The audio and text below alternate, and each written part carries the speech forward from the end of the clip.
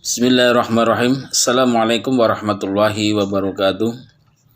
Bismillahirrahmanirrahim. La haula wala quwata illa billah. Asyhadu an la ilaha illallah wahdahu la syarikalah wa asyhadu anna Muhammadar abduhu wa rasuluh. Allahumma shalli ala sayyidina Muhammad wa ala ali sayyidina Muhammad.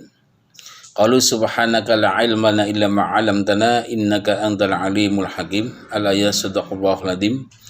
Yang sama-sama kami hormati dan kami banggakan, yaitu dosen pengampu mata kuliah ilmu mantik Al-Ustadz Muhammad Hasyim Fanilin, SPDI MAPD.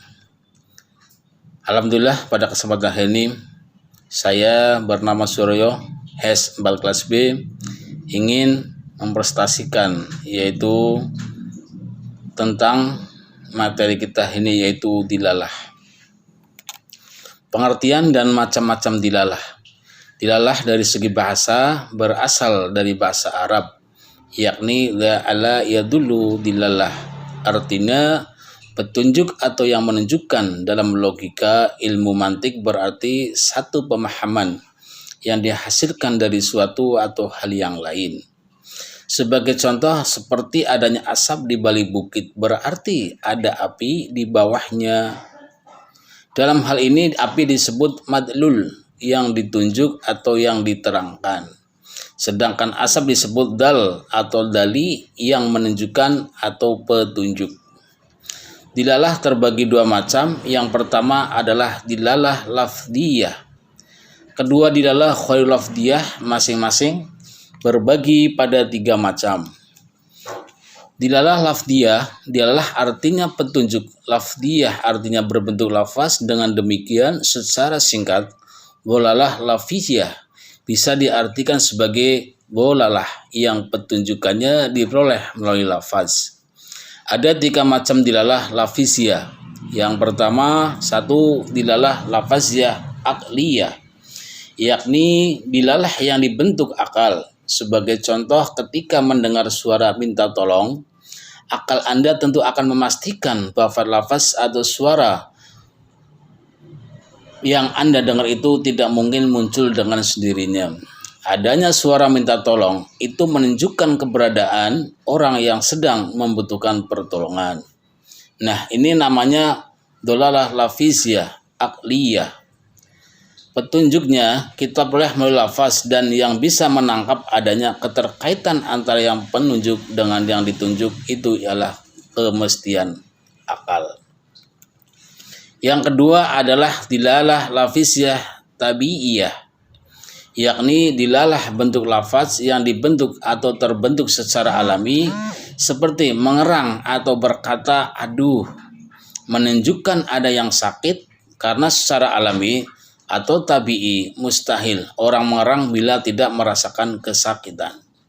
Umumnya dalam keseharian kita, suara aduh itu mengisyaratkan makna yang beragam atau yang berbeda.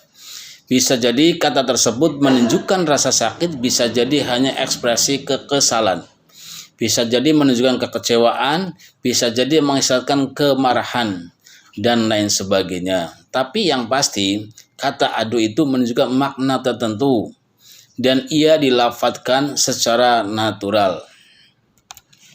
Yang ketiga yaitu dilalah lafiziyah wa'diyah, yakni dilalah yang diperoleh melalui konteks kebahasan dengan kata lain yang memastikan adanya keterkaitan antara dal dengan madlul. Dalam dolalah ini adalah lafaz itu sendiri. Bahasa ataupun berdasarkan konteks kebahasan yang sudah disepakati baik oleh para ahli bahasa ataupun manusia pada umumnya. Setiap lafaz yang bermakna yang kita gunakan dalam komunikasi sehari-hari biasanya menunjuk makna-makna tertentu yang sudah kita sepakati bersama. Misalnya, selama ini kita sudah sepakat bahwa kata manusia itu menunjuk makhluk hidup yang bisa berpikir. Mobil itu kendaraan beroda 4, dan pulpen adalah alat untuk menulis. Dilalah yang berupa yaitu lafaz atau dilalah fat'iyah juga, yaitu terbagi itu kepada 3 bagian ya. Yang pertama yaitu dilalah lafziyah fat'iyah mutabakiyah, yaitu penunjukan kata atas kesempurnaan makna yang dilakukan untuknya, yang berarti dilalah tersebut yaitu lafaz atas keseluruhan makna, seperti dilalah kata rumah atas keseluruhan, yaitu bagian dari seluruh rumah tersebut. Yang kedua yaitu dilalah lafziyah fat'iyah tadamuniyah, yaitu suatu penunjukan kata atas sebagian makna yang dibakukan untuknya, yang berarti dilalah lafaz atau sebagian maknanya seperti dilalah lafaz atau buku, yang berarti hanya jilidnya saja.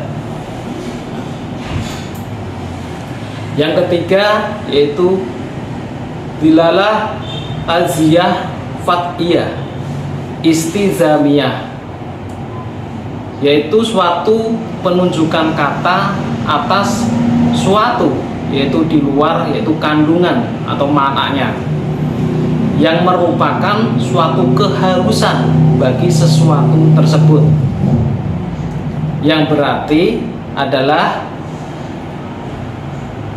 dilalah lafaz atas kelaziman maknanya, seperti yaitu dilalah lafaz hujan yang banyak, yang berarti yaitu nikmat yang banyak. Ini udah dijahit sama mamaku. Dilalah ghairu lafziyah. Dilalah ghairu lafziyah adalah sebagaimana, yaitu dilalah laziyah. Dilalah ghairu laziyah juga dari sisi cakupannya ada 3 macam ya. Yang pertama yaitu dilalah ghairu laziyah akliyah, yakni suatu dilalah yang bukan, yaitu lafaz dibentuk atau terbentuk oleh akal. Contohnya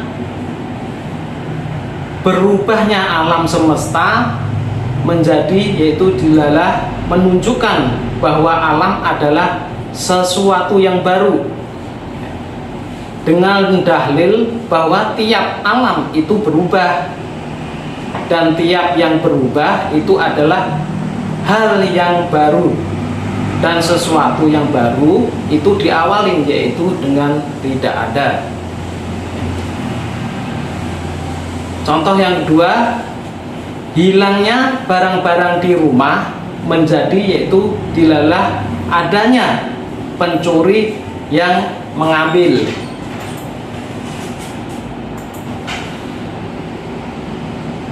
Yang kedua, dilalah ghairu laziyah takbiyah, yakni suatu, yaitu dilalah yang bukan lafaz dibentuk atau terbentuk secara tabi'i. Contohnya seperti merahnya wajah menunjukkan ia sedang marah. Maksudnya yang menentukan yang demikian bukan akal tetapi tabiat. Memang demikian dan ia bukan berbentuk lafaz. Dilalah yang ketiga yaitu dilalah ghairu laziyah fat'iyah, yaitu suatu petunjuk, yaitu bukan berupa kata atau suara yang dengan sengaja dibuat oleh manusia untuk suatu, yaitu isyarat atau tanda berdasarkan yaitu kesepakatan. Maksudnya yang menentukan bukanlah akal dan bukan yaitu tabiat manusia, tetapi memang sengaja, yaitu dibuat oleh sekelompok yaitu manusia. Contohnya seperti merahnya lampu, yaitu di perapatan, menunjukkan yaitu dilarang lewat.